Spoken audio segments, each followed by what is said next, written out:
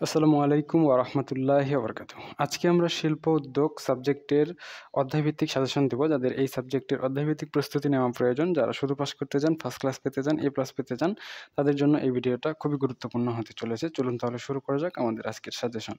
Management department 4th ইয়ারের math সাবজেক্টগুলো অর্থাৎ financial management, investment management, project management মাত্র 7 দিনে গুছিয়ে প্রস্তুতি নিয়ে যদি পাস করতে চান, আমাদের স্পেশাল প্রাইভেট ব্যাচ রয়েছে। আপনারা চাইলে আমাদের প্রাইভেট ব্যাচ যুক্ত হতে পারেন। আজকের সাজেশনটা শুধুমাত্র অধ্যায় ভিত্তিক প্রস্তুতির জন্য। ক বিভাগের জন্য আপনাকে আলাদাভাবে প্রস্তুতি নিতে হবে এবং ক বিভাগের আলাদা সাজেশন ইতিমধ্যে দিয়েও দেওয়া হয়েছে। আমি শুধুমাত্র আপনাদের 4টা অধ্যায় দাগিয়ে দিব যে 4টা অধ্যায় আপনাদের জন্য সবচেয়ে বেশি গুরুত্বপূর্ণ, খুবই গুরুত্বপূর্ণ। এই 4টা অধ্যায় পড়লেই, এই 4টা অধ্যায় করলেই আপনাদের জন্য যথেষ্ট হয়ে যাবে। তো প্রথমেই আসি শিল্প উদ্যোগের পরিচিতি।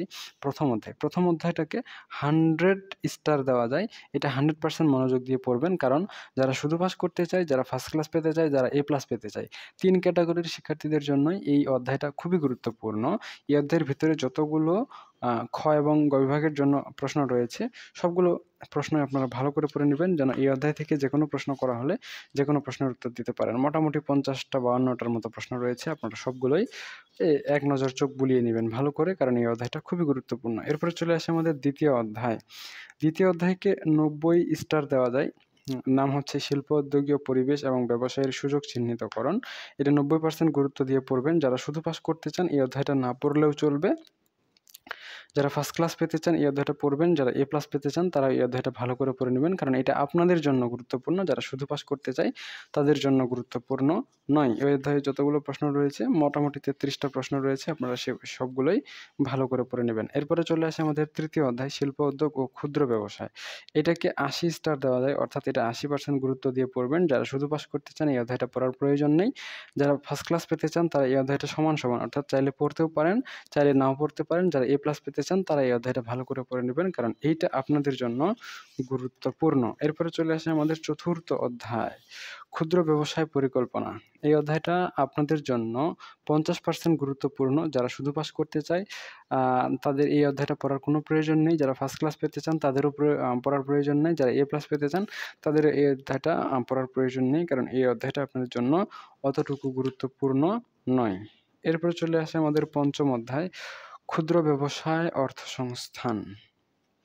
এই অধ্যায়টাকে 100% গুরুত্ব দিয়ে পড়বেন, কারণ এটা 100 স্টারের অধ্যায়। এটা যারা শুধু পাস করতে চায়, যারা ফার্স্ট ক্লাস পেতে চায়, যারা এ প্লাস পেতে চায়, 3 ক্যাটাগরির শিক্ষার্থীদের জন্যই এই অধ্যায়টা খুবই গুরুত্বপূর্ণ। এই অধ্যায়টা অবশ্যই ভালো করে পড়ে নেবেন, যেন এই অধ্যায়ের ভিতর থেকে যেকোনো প্রশ্ন করা হলে আপনি যেকোনো প্রশ্নের উত্তর দিতে পারেন। এরপরে চলে আসে ষষ্ঠ অধ্যায়, সৃষ্টিশীলতা এবং বাজারজাতকরণ ধারণা। এই অধ্যায়টাও আপনাদের জন্য খুবই গুরুত্বপূর্ণ। এটাকে 100 স্টার দেওয়া যায় এবং এটা 100% মনোযোগ দিয়ে পড়বেন। যারা শুধু পাস করতে চান, যারা ফার্স্ট ক্লাস পেতে চান এবং যারা এ প্লাস পেতে চান, 3 ক্যাটাগরির শিক্ষার্থীদের জন্যই এই অধ্যায়টা খুবই গুরুত্বপূর্ণ। সেই সাথে আমরা চলে আসি সপ্তম অধ্যায়ে, দেশে শিল্প উদ্যোগ ও ক্ষুদ্র ব্যবসায় উন্নয়ন। এই অধ্যায়টাও আপনাদের জন্য 100 স্টার দেওয়া যায়। এটাকেও আপনারা 100% কনসেন্ট্রেশন দিয়ে পড়বেন। যারা শুধু পাস করতে চান, যারা ফার্স্ট ক্লাস পেতে চান, যারা এ প্লাস পেতে চান, 3 ক্যাটাগরির শিক্ষার্থীদের জন্যই এই অধ্যায়টা খুবই গুরুত্বপূর্ণ। অবশ্যই আপনারা এই অধ্যায়টা ভালো করে পড়ে নেবেন, যেন এই অধ্যায় থেকে যেকোনো প্রশ্ন করা হলে আপনি যেকোনো প্রশ্নের উত্তর দিতে পারেন। এরপরে চলে আসে অষ্টম অধ্যায়, ব্যবসায়ের দলিল সংগ্রহ প্রক্রিয়া এবং সংরক্ষণ। এটাকে মাত্র 90 স্টার দেওয়া যায়, অর্থাৎ 90% গুরুত্ব দিয়ে পড়বেন। যারা শুধু পাস করতে চান, এই অধ্যায়টা পড়ার প্রয়োজন নেই। যারা ফার্স্ট ক্লাস পেতে চান এবং যারা এ প্লাস পেতে চান, এই 2 ক্যাটাগরির শিক্ষার্থীরা এই অধ্যায়টা ভালো করে পড়ে নেবেন, কারণ এটা আপনাদের জন্য গুরুত্বপূর্ণ একটা অধ্যায় হিসেবে বিবেচিত হয়। ঠিক আছে।